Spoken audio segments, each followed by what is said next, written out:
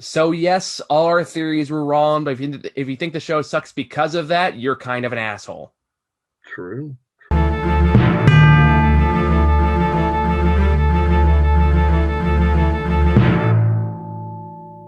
True.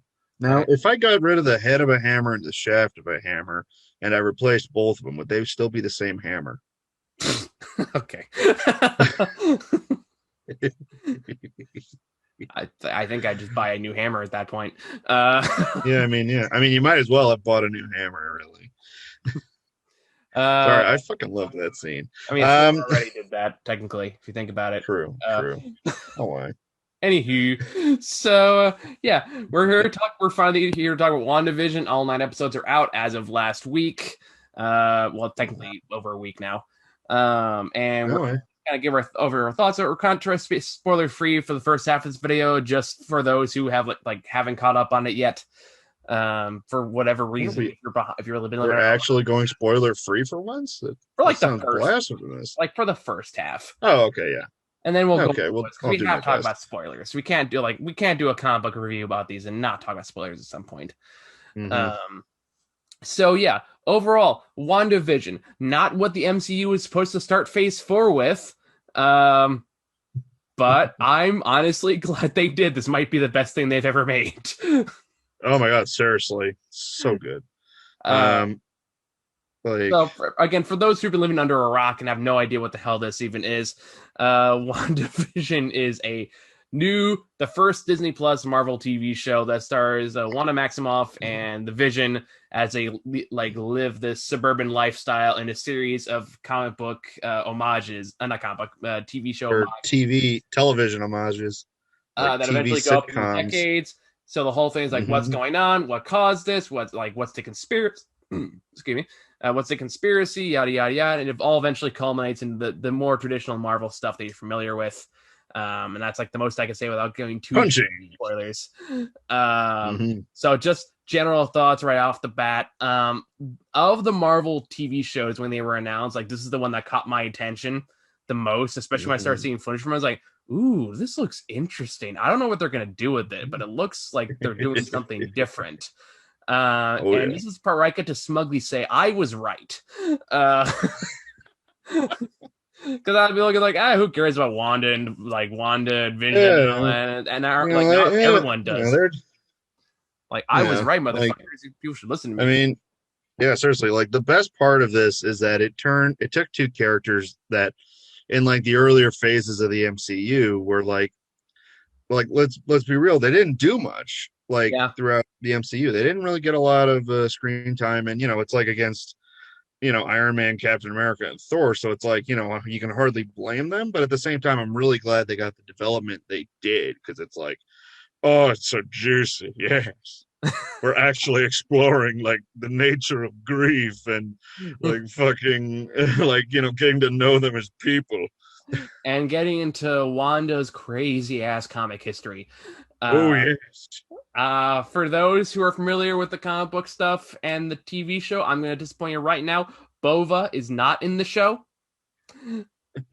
For those who do not know, Bova is a anthropomorphic cow. Uh, who who This is the first time I'm hearing of any of this, nurses but some please children keep in the going. books. What? Uh, this is a 100% real character. You can look it up. There is actually a reference to her in episode 2 of the series that you can easily miss if you're not paying attention. Uh, if you look in the introduction on the second episode, when they're in the grocery store, you can see a little sign that says "Bova milk," like hanging on the top there. So sad to say, Bova does not show up in the show. I This know. is the first I'm ever hearing of this cow. Yes, Bova, the anthropomorphic cow, who is also a wet nurse. Uh, Okay.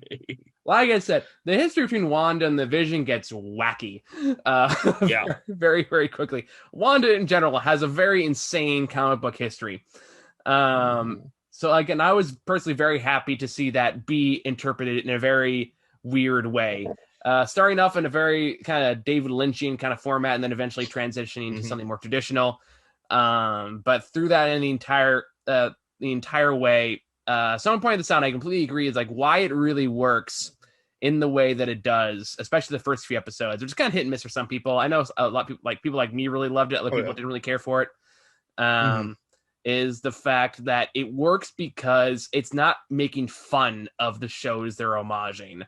It's not actively saying, "Oh, this thing was stupid, wasn't it?" It was not being like a smug or self-righteous about it. It's just doing a very accurate, like shot for shot recreation of these shows. Like even down to like their opening sequences and even like the commercials and the costume that aired on the time. Like, you know, I love the commercial sequences too. That was something. Oh, we'll talk about the commercial sequences. Oh, yes. And the costume designs and the acting in them is very on par. I guess they had to do like a sitcom boot camp when they were making this to try to get all the tones and styles right. And so, but what that does is that lulls you into a false sense of security. So when shit starts getting hinky, you kind of it immediately catches you off guard. Yeah, it's like disturbing. Like the first episode felt like a horror movie for a second. And that's the brilliant. That's what makes it brilliant is the fact that it's not being smug about it. It's totally sincere in what it's doing, and by doing so, when things start going wrong, it has a much stronger impact. And it builds on that tension in this very kind of slow burn series that eventually leads to its ultimate climax. I'm sorry, I'm doing a lot of talking here. Your thoughts? I mean, you know, shit. I mean, man, you are much more eloquent when it comes to stuff like this. I mean, yeah, pretty much like what Michael said. I think one of the biggest strengths of WandaVision is in its sincerity. The performances are fantastic. And, you know, there's even like some parts where it's kind of like, you know, sort of drawing attention to itself. And it's like owning up to stuff that quite didn't make sense, but it wasn't trying to like correct it. Like, you know, you see it in like the Disney remakes, like with Beauty and the Beast, with the whole, the fucking, or fucking, why did the staff get punished with the rest of the people? And it's like, calm down. Or it's not trying to be overly logical. It's not trying to be, when it does call itself out, like in the past, like where like I love the part where it's like,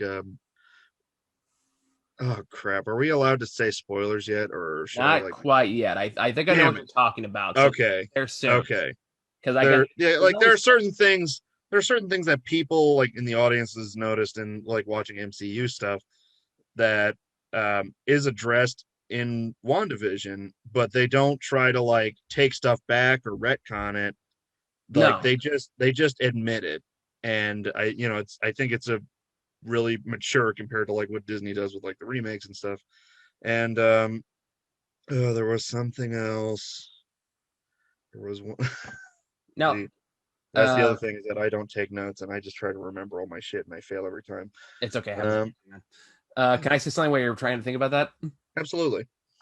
So one thing I kind of noticed about this show, and this is not necessarily a problem with the show itself, I think it's a problem with the fan base. And I'm guilty of this as well, to be fair, is the fact that I think a big mistake a lot of people make with MCU movies and products is the fact that they feel like everything needs to be set up for something in the future, which is a mistake a lot of these interconnected movies, like the Dark Universe or the DCEU, although we'll see what happens with Snyder Cut this week. Oh God, I don't know. The initial reactions have been positive, which gives me a little bit of hope, but I'm still like, I don't know. We'll see. Most of them have been like, it's better than the original, which is not high praise. Yeah. You know, it's like jumping over a hurdle, but the hurdle's like the height of a puddle. So basically. But anyway, is the fact. So when you watch this show, you start coming with all these crazy fan theories, and then you get upset when the show doesn't pander to those fan theories. Like, like they could have so and so pop up, but so and so doesn't pop up, and then like they can like this could mean this, which could lead to this, and that doesn't happen. I do want to talk about so and so later, but we will absolutely talk about so and so once we're stepping into spoiler territory, which we'll get there soon because we're definitely all we can not to step into like all we can to talk about without talking about it. Right. But I think we're just winking at each other for the first half of this review, just like.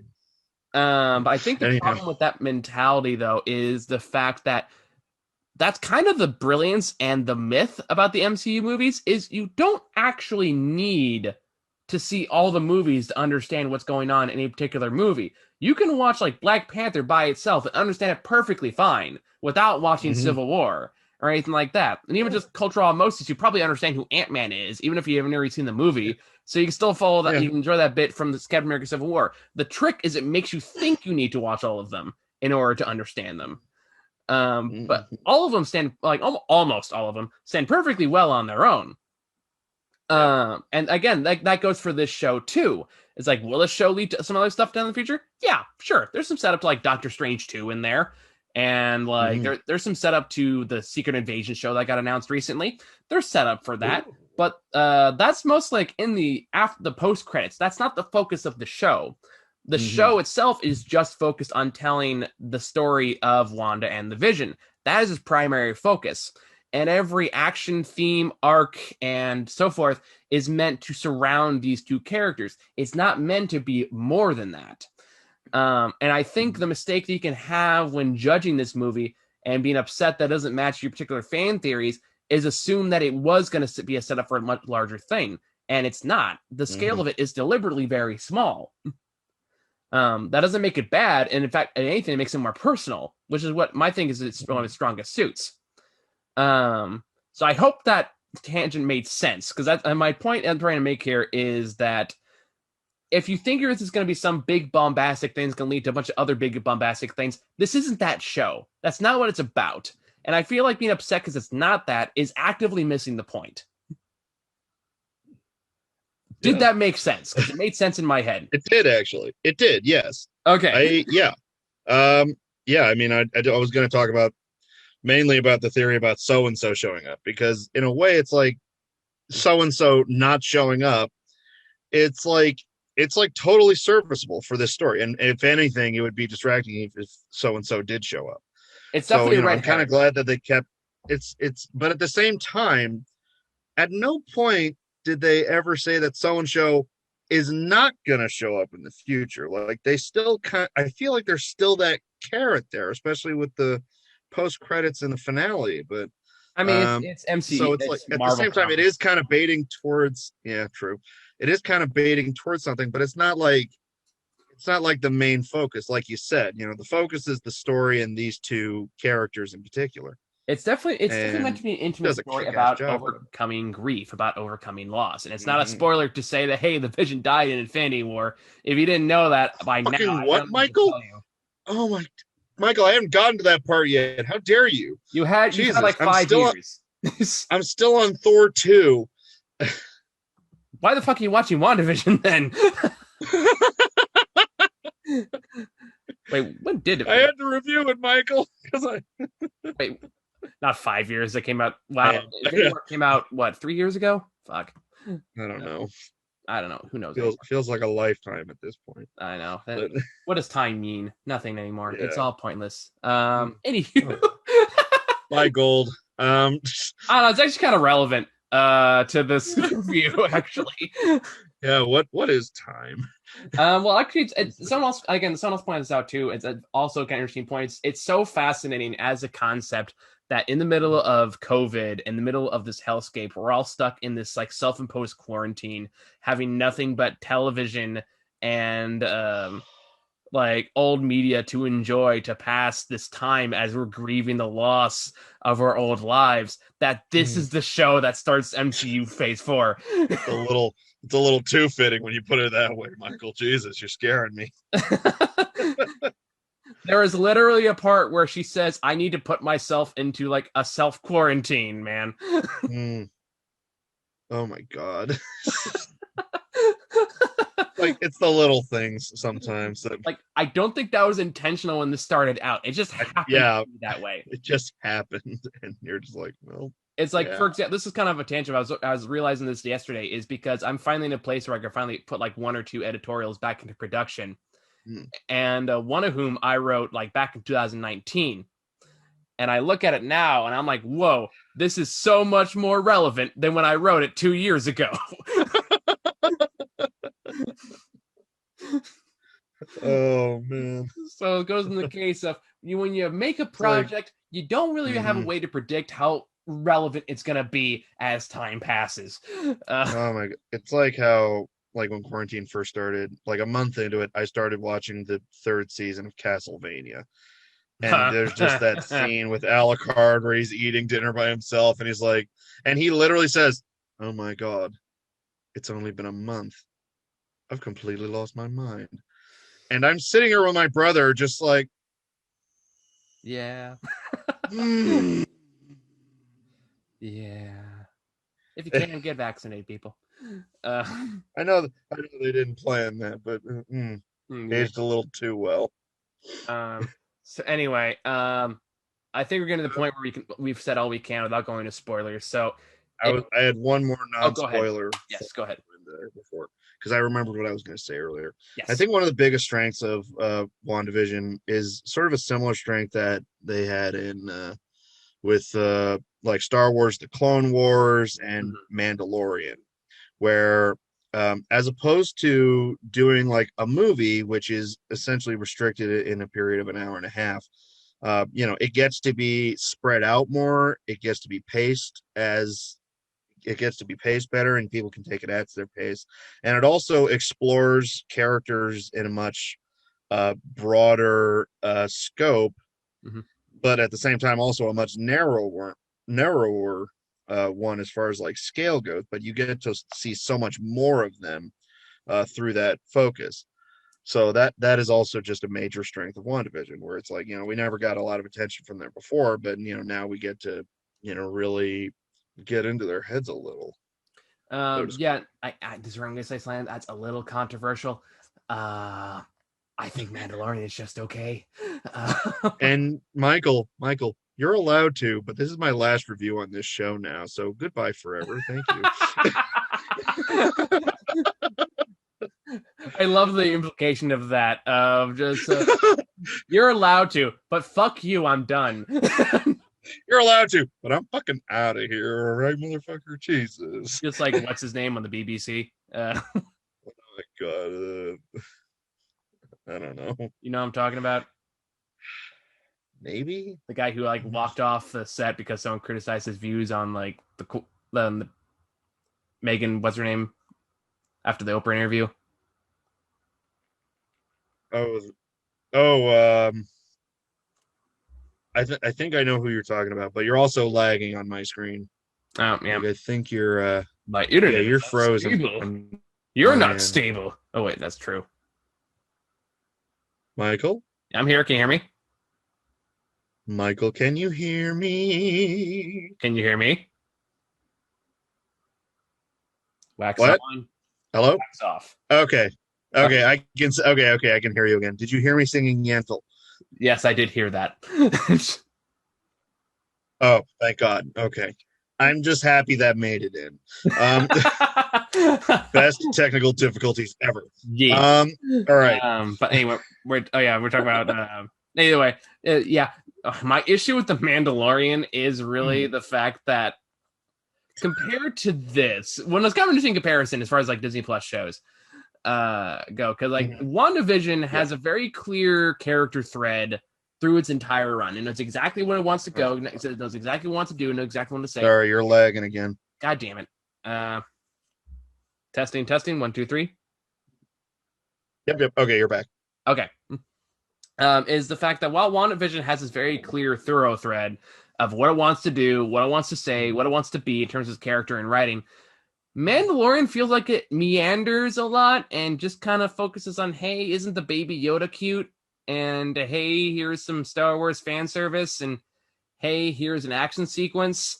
But it just kind of wanders. You're right. Like, not in a good way. You're not wrong. And like, there's some great standout episodes in the show, don't get me wrong. But at the same time, the actual character of the Mandalorian has maybe like 3 or 4 episodes that actually have him go through character development. Yeah. Which is kind of my main issue with it. The rest of it kind of feels like it's entertaining, sure, but it's basically like a space western. Like, it's a space western. It's fucking. I know it's not Hawk and Chick, because I know that's the Bob's Burgers parody that they did of this thing, but it's like that samurai show where it's like the dad traveling with the baby, and it's kind of very that. Like it's sort of a monster of the week kind of, not monster of the week, but like a fucking, I lost track. It's a western. It's a space western. True. And like, there's nothing wrong with enjoying that. I'm not gonna shit on anyone like, how dare you like the same. But for me, it's like, yeah, I was kind of hoping for more beat on the bone. But that's just me. That's my very personal opinion. But my point is, WandaVision's better, and it is. That is a hill I will die on, and I will fight you. Anyway. But anywho, I think it's really the most I could say without going to spoilers. So are you ready for this? Okay. Wait, I thought we were going into spoilers. Yeah, we're going to spoilers. So okay. This is here on out. If you don't want anything spoiled for you, haven't caught up on the show, go watch it and then come back and listen to us talk about it, because we're going to talk about a lot of things. The timestamp is put below, right there. Michael's going to edit that in. Why do you got to put that on me? Also, there's a picture of a dragon right here that Michael will also put in. No, there will not be. Yep. And my mustache is going to increase twice-fold. What do I look like, Warner Brothers? Because Michael is an editing wizard, and he will do anything I say on this show. No, he will not. Michael is lazy or as fuck. He's not going to do any of that because he doesn't have the technology. Nor the will. Okay, that's fair. Fine. The timestamp won't be below. It'll be in the description. He'll put it in the description. Nor will anything else be that he just described. Anywho, so spoilers. Let's get into this. Let's talk about the Wanda family to start with, because they definitely are the central focus on the second half of the series. Oh yeah.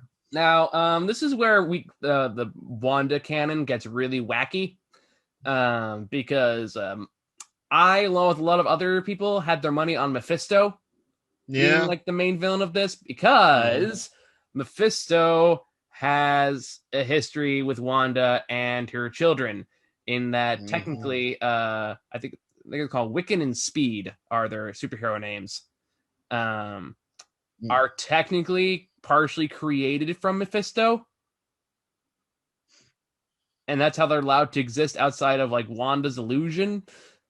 And they're also both members of the Young Avengers, so those are two other teases they're making towards that creation. So for the record, for those keeping track of who of the Young Avengers has been introduced in the MCU so far, Cassie Lane, Ant-Man's daughter, is now grown up and ready part of the Young Avengers if they want to go that route. There's rumors of the Patriot being introduced in the Falcon and Winter Soldier, so we'll see if that pans out next week. Nice. Now we know for a fact Wiccan and Speed are in this, and there is definitely implying that they're going to bring it back to the main MCU with a post-credit scene at the very end of the show. And the Vision is also technically part of that. The only one we're missing, to my knowledge, is Iron Lad, who is secretly a younger version of Kane the Conqueror. Kane the Conqueror is a time-traveling villain that is going to be in Ant-Man 3. So, okay. The stage is set for a lot of wacky shit. All right. Is where I'm going. And then Hulkling. Hulkling isn't in this either. Right. But he might be in Secret Invasion. I would not be surprised if he showed up. I was going to say, Hulkling, he's like that half Skrull guy, right? Yeah, he's like half Skrull, like half something else, I forget. Yeah. But yeah, like I guess I know they're doing the new show, Secret Invasion. That's going to be, I guess, Monica Rambeau now. Now they've established that at the end credits of the last episode, and that's going to be her and Nick Fury looking for Killer Skrull in space. Oh yeah. Definitely a much smaller scale than the original story, but then again, the original story is kind of shitty. So... I remember reading through that comic and I was like, what is happening? I feel like that was the moment I realized how out of touch with comics I am, because it's like, I was like, wait, why is Thor a robot? What the fuck is happening? See, the problem with Secret Invasion is it has a lot of issues that a lot of big event comic books have, which is a majority of the actual story is told in the spin-off versus like the main story, the main book, which like it's like, if you want to know the full story, you got to buy all this, and this, which is to me just bad storytelling. Yeah. Civil War still had this problem to a lesser degree, but after Civil War, that's when the problem got really bad. That's when we got like Secret Invasion and I think it was Reign. And that whole thing with I think there was that other thing with Spider-Man trying to save Aunt May and like. Oh, that's one more day. That's a whole other thing. Okay. I thought that was like I know that happened after Civil War. So yeah, like happened shortly after Civil War, which also no, don't get me started. Yeah. That also involves Mephisto. We don't need to talk about that right now. Oh, we're getting to Mephisto. Don't worry. We're getting God. Mephisto. It is weird. It's like people come like my knowledge on this stuff like encyclopedic, and they're not wrong. There was one point I think my Howard, my roommate, just went like, "So what's going on with Spider-Man and Doc Ock?" I'm like, "Oh, okay. How much time do you have?" And we spent like the next like 40 minutes going into like all of not Scott Snyder, like Dan Slott's Spider-Man run and the Superior Spider-Man and how they swap bodies for a while, and then Doc. Oh God, it's a long story. I was gonna say, how long is this review gonna be, Michael? I don't know. We're not gonna get into that today unless it comes up in the next Spider-Man movie. Well, who knows? Fair enough. So anyway, back to WandaVision. WandaVision. Yes. I thought like I was really reviewing how they managed to introduce the kids and White Vision and all these different like offshoot comic book elements into the story and really make it into a compact, so shockingly emotional story. Yeah. Your thoughts? Spoiler free. Talk whatever you want. Oh yeah. Sorry. Your video's frozen, but I can hear you. Oh, so it's weird. like it's interesting. It's happened before. It's my connect. Except now I can't hear you if you actually talk. Damn it. How about now? I heard a clap, and okay. Well, your face is in a different position, so we're working our way up. I can hear you, but you're still frozen. I'm gonna pause for a second while I work this out. Okay. I'll give you a signal next time my internet starts crapping out. I'll just start going like. Sounds good. All right. Okay, so spoiler free. What do you want to start with? Oh man, I mean, I feel like the big ticket one. I mean, well, I think we were already talking about Wanda's family before my internet was fucking around. Yeah. So yeah, I'm like the thing, like it was like the connection between the Maximoff children and Mephisto. I feel like, I'm totally okay with Mephisto. Like I was saying it earlier, but I'm totally okay with Mephisto not showing up because the end credits scene at the end kind of felt like Mephisto would show up maybe in Doctor Strange 2. That might be seems possible, like what they're going with, or something else. So it's like it's not even necessarily that the theory's been disproved or anything like that. Yeah, they might just be buying their time for like a later release. Oh, there, yeah. Yeah, it's like it's one of those cases. Like I was okay with them going for a smaller scale. I was okay with Agatha being the villain. In the comic books, Agatha's more of the mentor position. But I like it worked well here, and she's actually kind of more like I went on Wikipedia as soon as they said her name. I was like, what does she do? And Catherine Hahn does a great job. She's great in this. Hold on, you're frozen on my end now. I'm gonna pause again. And we're back. Hopefully, technically is off for the time being. Okay, I closed stuff, so hopefully my internet improves.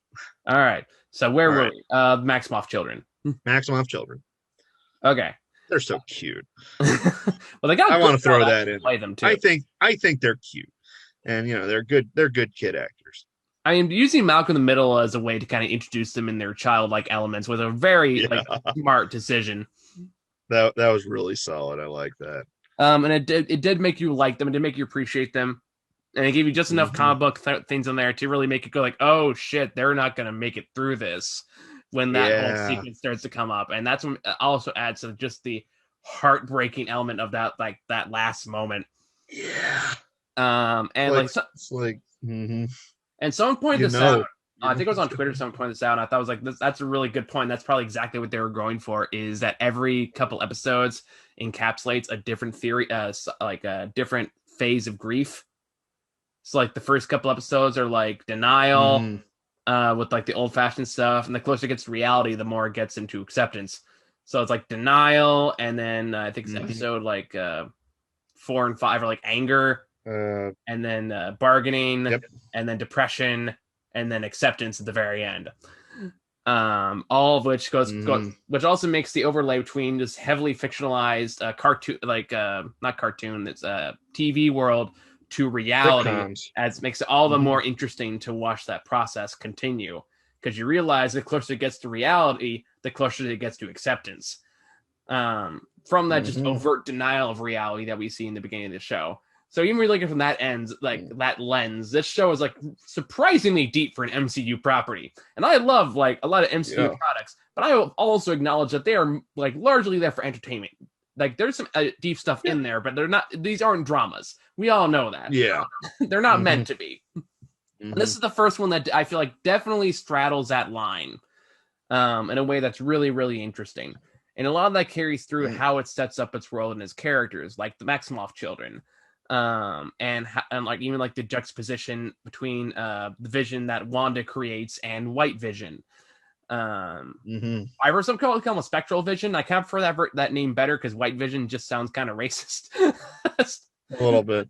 I don't know if it is race. I don't know what it is. I just think White Vision because he's painted white. I know, but it almost sounds like the color he is. The Vision read some bad pamphlets. It's almost kind of what it sounds like. Oh God, that's so bad. I mean, the Spectral Vision images you put in my head right now. How dare you? Well, his mission is to terminate the Vision, is all I'm saying. But anyway, no comment. I'll take the edgy joke and I'll go on my way. So all right. Anyway, and like the Spectral Vision in the comics is another one that has a weird kind of interesting history behind it, because that is from the books. Which is why I didn't know that either. I just thought he was like one of those sort of shadow duplicate kind of things where it's all like, oh yes, this is Vision if he's 100% an android. Well, that was kind of the reason that version in the book as well. The short version, which by the way, when I saw that in the end credits of the episode, I would literally said like, "Oh, you clever fucking bastards!" Like I said that a few times after some sequence, like, "Oh, you clever fucking bastards!" Like it's like I'm mad about how clever this is. I had that was my moment in the final episode when the Visions were having their Ship of Theseus debate, and I was all like, I literally just started quoting Portal 2 in my head, where it's like, paradoxes. No artificial intelligence can resist thinking about them. Which, by the way, what a great scene that was. Which is just such a good scene. Which, like, one thing I was always kind of disappointed with the Vision outside of Age of Ultron is the fact that his fight scenes kind of sucked because he was clearly too OP. That's he's like the closest thing they have to Superman in the MCU. Like if you wanted to, you could have easily wiped the floor with Cap's whole team in Captain America: Civil War, but they just kind of doesn't. He kind of floats there and like watches, which is like that's kind of disappointing. But this one, like they're just crashing and burning, they're throwing shit at each other, and then it ends in an intellectual debate, which is like how fucking appropriate for that. Which is very on brand. Yeah, so like I really appreciate that. Like again, that's kind of like you said. Like it's like, oh, that's clever, you fucking assholes. But yeah, the White Vision in the books was basically like a part where Vision technically died, and then he was brought back. He was reanimated basically, but his brain, his emotional center wasn't there anymore. So he did become this very like cold, calculating kind of robot, like he is here. Now, because it's comics, it was eventually restored. I think it was part of something. I don't know if it was Ultron that killed him or not. Honestly, my money was on Ultron. He was like my primary guess as like the architect behind all of this. I still don't doubt they would, if they want to bring him back, they could now, because technically in Age of Ultron, he did upload some himself into the Vision. So Yeah, true. if they wanted to bring him True. back, they could. Is all I'm saying. It's possible. It's possible. At this point, we'll see what happens with the Vision. At this point, I'm just glad Paul Bettany's still around. Because I was a Oh little yeah, worried. seriously. Like, have you heard the Hmm. story about Paul Bettany and his like pathway through the MCU? No, what happened? Basically, what happened is he's doing the voice of Jarvis for the first Iron Man movies and the Yeah. Avengers and stuff like that. Hmm. Now, apparently, one day he said he pissed off a studio producer or something like that, who basically told him, "You're never gonna work in this town again." And he had this big argument with each other, and I guess he walked out of there, he stormed out, and he basically sat like on the side of the road, like the sidewalk, and was like, "What the hell am I gonna do? My career is over. I'm screwed." And then he got a phone call, like literally while he's sitting there, and he says, "Hey, do you want to be the Vision?" Yes. Oh my god.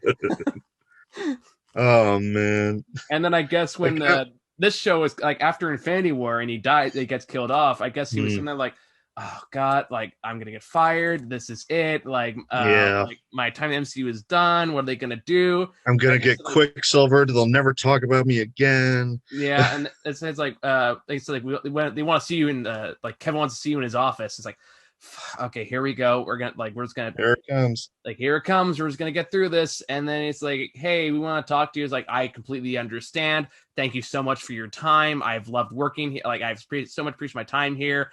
And they just kind of look like, are you quitting? Like, no. Are you firing me?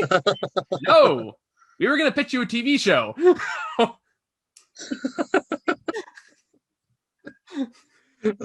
I love Paul. Like, I feel like I've really fallen in love with Paul Bettany throughout Vision. Like, not just his portrayal of like the Vision, but also just like I've been hearing more about him in like just sort of interviews and stuff. And like, honestly, he is a funny motherfucker. Like, let's take a moment to just do appreciate Paul Bettany and Elizabeth Olsen. Both seriously phenomenal in these roles. They're just absolutely just both wonderful.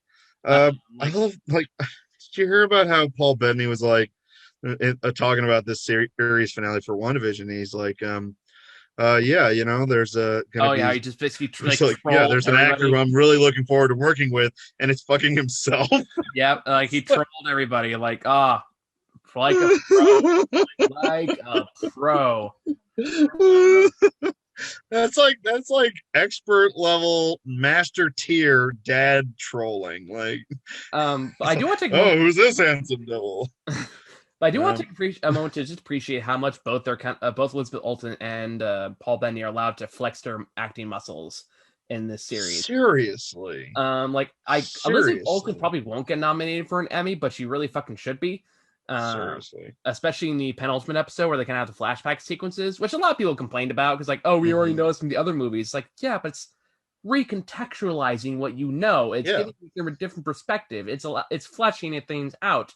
Yeah, it's not action answering all kinds of deep mysteries, but it's also like, hey, you've seen this before. Now think of it through the lens of the last 7 episodes you just watched. Mm-hmm.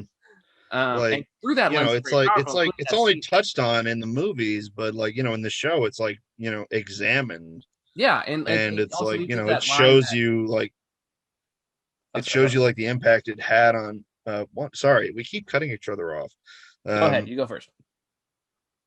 I mean, I was done, but I was also half talking over you. But I mean, pretty much, it's like, you know, it was in the movies, it was like talked about over like a few sentences, but in WandaVision, it was like, you know, it was expanded on and it was like closely examined, like, you know, from Wanda's perspective on how it affected her, but also like, you know, they had like Agatha as like sort of another witness, sort of taking that in as well.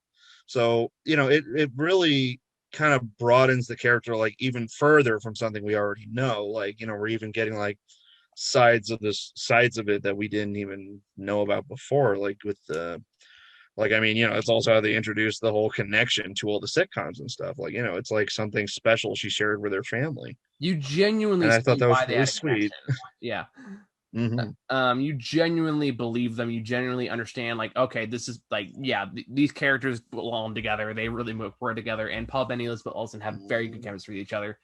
Actually, my favorite scenes in the show is one that I feel like gets wildly overlooked because of what happened shortly thereafter, which was the Evan Peters Excuse me, sorry. reveal, the Quicksilver reveal. Yeah. But the argument they have, like right before that scene takes place, is like a really Halloween. strong, like dramatic scene work.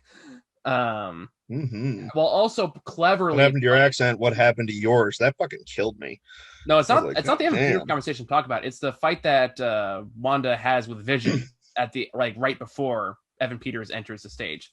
Oh, that, yeah. Which is like I think That it's was really that was overlooked intense. compared to the other scenes in the show because that is really them going at it while the show is also cleverly toying with like your perception of who's actually responsible for all this, as well as playing to the sitcom tropes.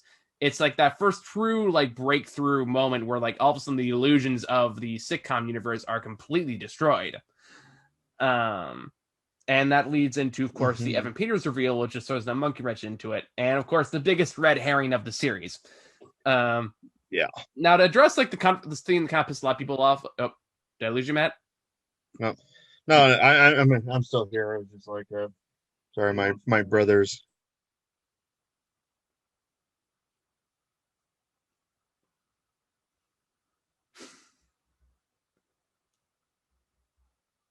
So sorry about that. Josh was asking about dinner. I forgot to tell him I was doing stuff.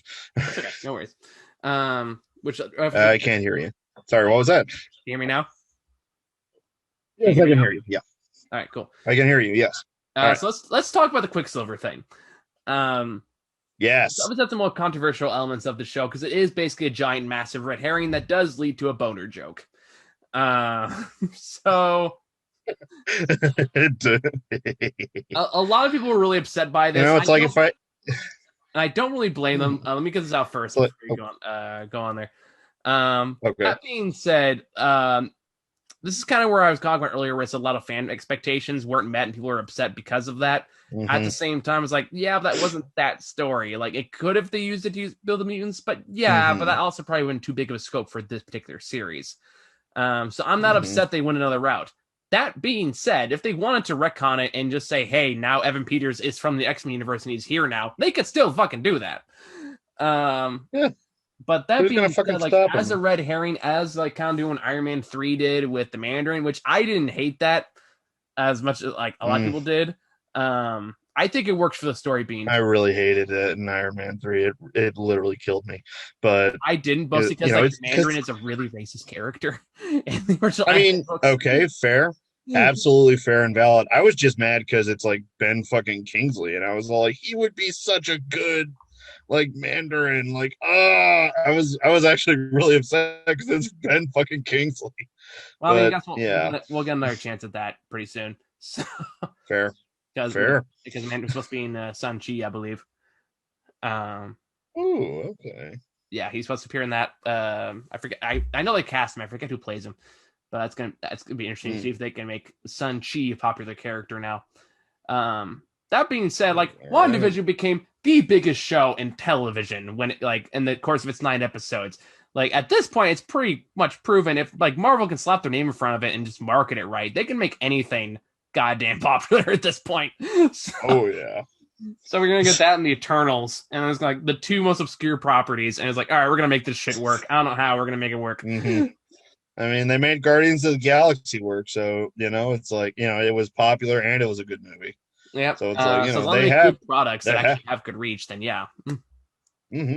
By the way, Eternals is directed by the woman who made Nomadland, so that's gonna be very interesting to see. Okay. So yeah, Quicksilver. That being said, if they did decide they just want to bring Evan Peters into it, I'd be okay with it. He's a lot of fun here, and I love seeing the dorky hair and the silly costumes and all that stuff in the books. That was fun. Yeah. What was it? Yeah. I mean, yeah. What was it? The reveal of Evan Peters being like just sort of an actor who was under Agatha's control, where it was like, yeah, I was not upset with that. I really wasn't. I mean, it felt on par for like sort of the story that they were telling, and in a way, it's another way of showing how successful Agatha was in just tormenting Scarlet Witch, and like, it was incredibly solid. Like it wasn't really necessarily like successful in a way of bringing Quicksilver back, but it was successful in a way of showing more of Wanda. Absolutely. Like, And yeah, Catherine it Hahn like, really deserves a lot of credit for her role in this. seriously, absolutely fantastic. For Freaking every love bit of that. she perfectly molded herself into every little scenario she's Yes. in. She had a lot of screen time in the show too. Mm-hmm. Now, granted, it's the plot twist that everybody who knew anything about Wanda saw coming. Mm-hmm. Even before the show came out, everyone's like, "Is she Agatha?" I think she's Agatha. And turns out, yeah, she's Agatha. But I'm also kind of She was glad Agatha all all along. along. But I kind of go back to the George R. Martin thing where it says you can either have the murderer be the butler, and if that gets leaked online, you can either panic and change the ending to still surprise the audience, or Mm-hmm. you can stick to your guns so that the story still makes sense. It just means that some Yeah, people might have guessed the ending, and I and kind of they just stuck it. appreciate that they stuck to their guns no matter what, even though people kind of saw it coming Mm-hmm. literally months before the Absolutely. show came out. And still Mm-hmm. surprised people. That's also kind of the other part that's impressive. I mean, it's also like partially just because Agatha Harkness. I had to Google her actually her name was first revealed because I actually didn't know anything about her. So I think that's a I pretty was obscure looking one. into it. But Uh, it's kind of yeah, like if they had Stiltman be the main villain of Daredevil, you know? Uh, fucking stilts. What? Stiltman, real character. Look it up. It's like I was about to say that's as dumb as Calendar Man, but you know what? I think Calendar Man might actually be more of a threat than Stilts Man, Uh, unless he's like doing parkour stilts, in which case, fucking why? But I'm getting distracted. still not the dumbest villain out there. Okay. Anywho, no, but that being Okay. said, it is very interesting to see them embrace the more mystical, magical side of Wanda's Mm-hmm. story. I love that they kept the dorky headband in her final costume, Oh which yeah. looked really, really good. I mean, can we also just talk about how fucking amazing that final costume was? Like, just like, Oh, it looks so good. yes, Looks so good. such a good costume. Um, Yes. and I love the implication of okay, now we found an excuse to give her the name. She's got the dorky headband. She knows magic now. We're clearly implying that she's gonna have to be a big part of whatever we're doing next. So that's gonna be very Mm-hmm. interesting to see long term, especially now that Doctor Strange 2 is gonna come out next year, I think. So we're gonna see where that goes. That's the big exciting piece for the next one.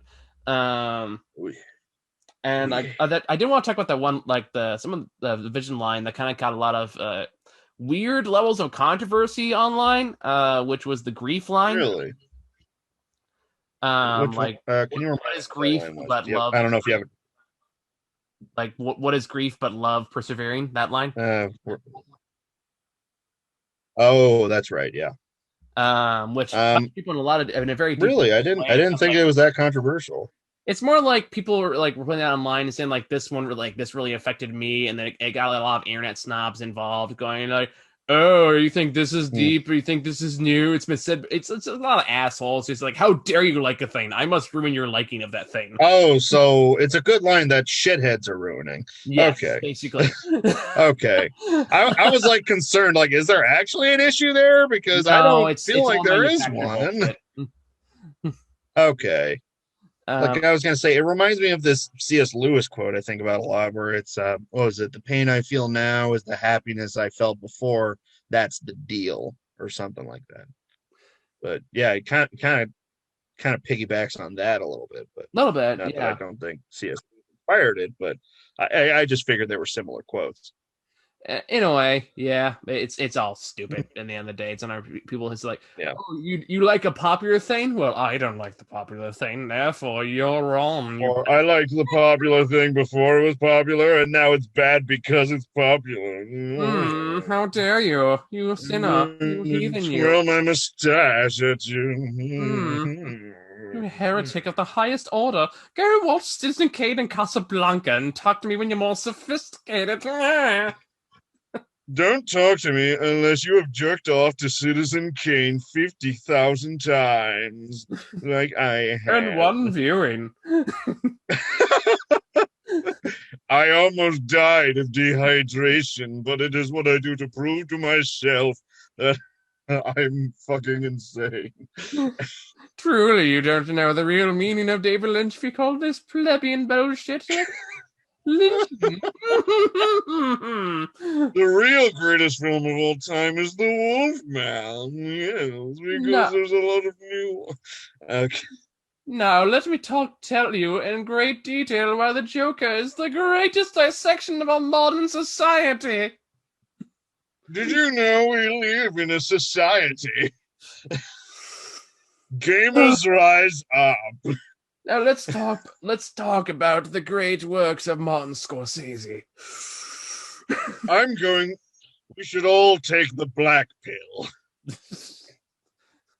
Oh, you sheeple, why won't you wake up and see true cinema at its finest? What are we doing right now?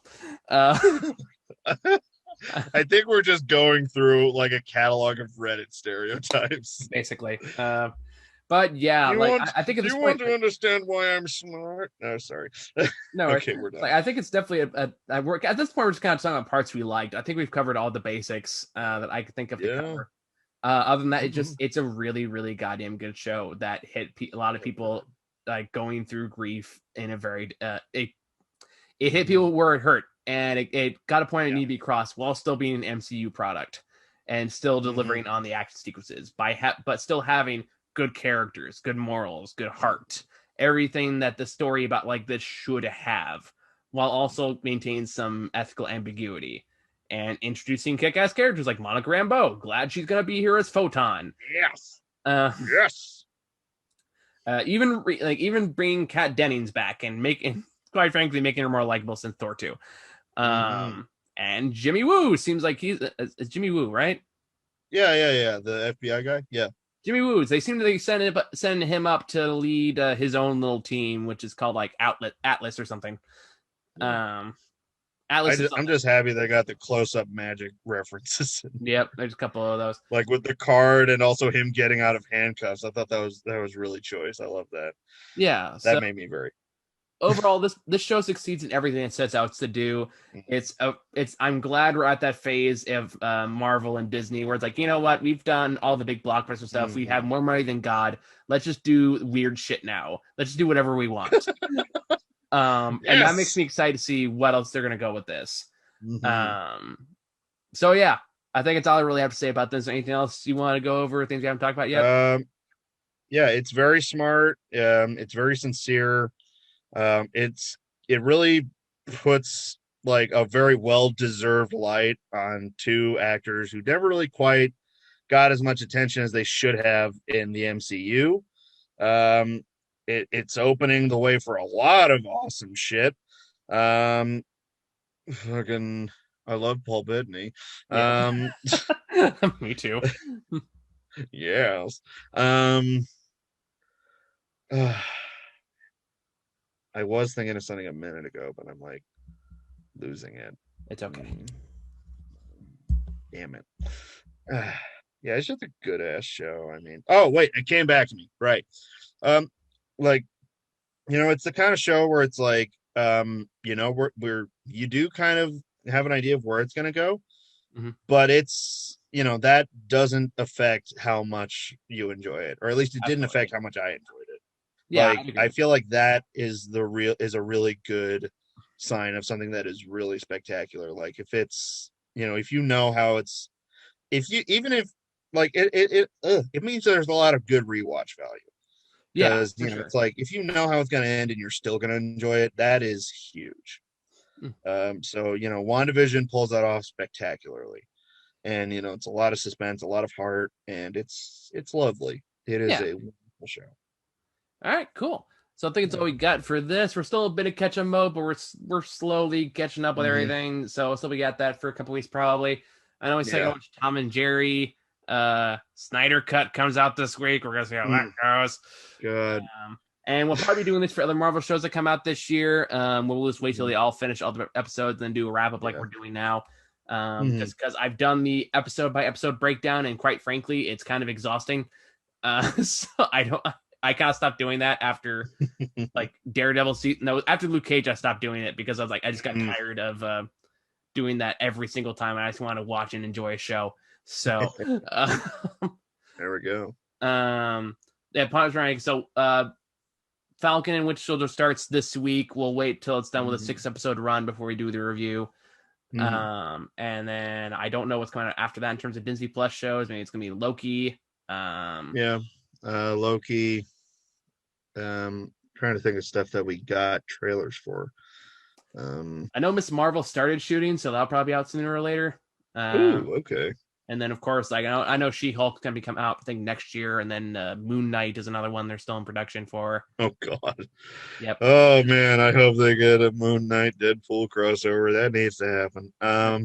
Deadpool, whenever that comes out. Oh Jesus. That's happening. That's gonna be like the only R-rated MCU product, basically.